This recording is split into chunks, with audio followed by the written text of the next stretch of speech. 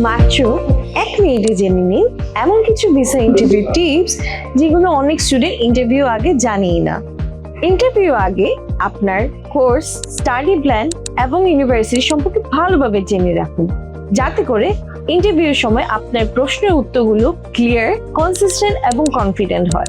স্পন্সরকে tuition fees কত এবং living expense আপনি কিভাবে ম্যানেজ করবেন, এসব ইনফরমেশনগুলো আগে থেকে জেনে রাখুন।